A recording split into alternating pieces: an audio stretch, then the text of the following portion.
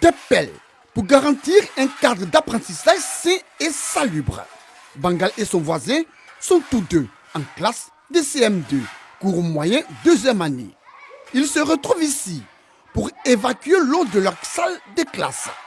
Nous sommes dans la commune d'Atekoubé, précisément à l'école primaire publique municipalité 1 et 2. Oui, nous sommes dans la sublime et charmante commune d'Atekoubé. L'eau, ça sort en bas. À cause de ça, tous les jours, on vient, on vide l'eau, ça nous fatigue. On a vraiment besoin d'aide. Dans cette salle de classe pleine de boue et remplie de creux, les élèves sont bien obligés d'occuper un espace réduit pour prendre cours.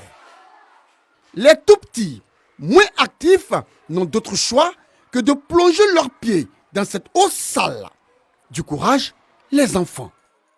Quand il y a l'eau, ça me fatigue beaucoup, mais pas le choix.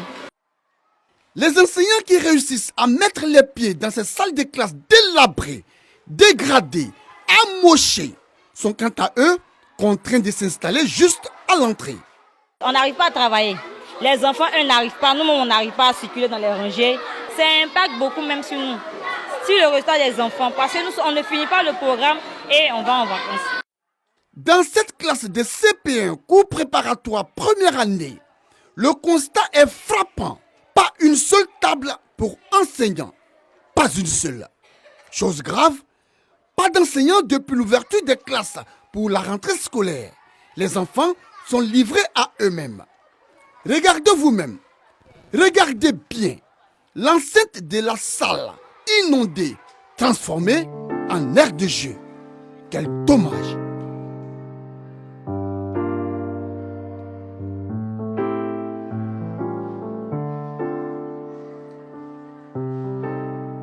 Depuis matin, les maîtres ne parviennent pas encore écrire. Pour se rendre à la direction de l'établissement, il faut être endurant. Un véritable parcours du combattant. Il faut faire preuve d'abnégation et de bravoure pour affronter cette boue avec ses multiples odeurs, des odeurs nauséabondes, fétides, fades, répugnantes, véritable nid de microbes et d'insectes dangereux.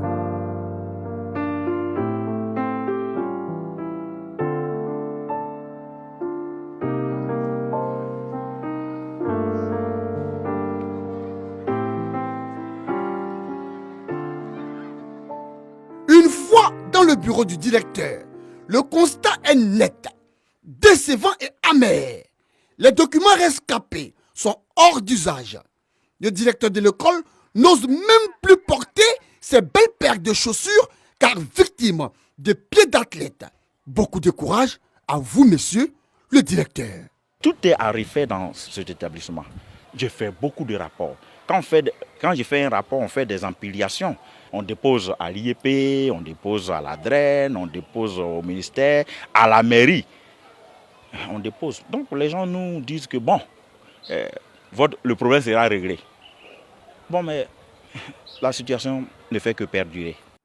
Ici, dans la commune d'Atekoubé, que dis-je, dans la sublime et charmante commune d'Atekoubé, plusieurs établissements scolaires sont dans une précarité exagérée. Pour preuve, regardons au village Agban-Atié. Cela fait 11 ans, oui, 11 bonnes années que ces salles de classe sont devenues des lieux d'habitation. Certaines ont été transformées en buvettes et autres maquis. D'autres réaménagées à des fins personnelles. Vous n'y croirez pas si l'on vous apprenait que près d'une cinquantaine de familles vivent là, dans cette école, tels des réfugiés, des rescapés, des sans-abri, des victimes d'intempéries. Dommage tout ça. Séraphine que vous voyez là, loue cette salle de classe depuis 4 ans. Vous avez bien entendu, il loue cette salle depuis 4 ans. 4 ans et cela au vu et au su de tous. Quel dommage. Dans tout ça, où sont passés les élèves en pleine rentrée scolaire? Question. L'école était d'abord dans le bureau de COGES. C'est un directeur qui m'a confié qu'on a une classe, mais on veut mettre, comme la maison est libre, on veut mettre quelqu'un dedans pour vivre dedans. Quand j'étais là, c'est eux qui prenaient les 15 000 avec moi. Mais après, la chefferie a décidé de ce qu'eux-mêmes vont faire l'encaissement. Plusieurs enfants ne vont plus à l'école dans ce village. Normal et logique, si les salles de classe sont utilisées à d'autres fins. Dommage. Il y a une école qui est grande, mais ça ne fonctionne pas. Donc les élèves, ils sont obligés de faire 12 vacations. Alors que ça ne les arrange pas. Donc pour ça même, beaucoup d'enfants ici ne vont pas à l'école. Au groupe scolaire Agban Atié, une autre école plongée dans la précarité depuis plus de 10 ans, contiguë à une forêt, donc exposée à tous les dangers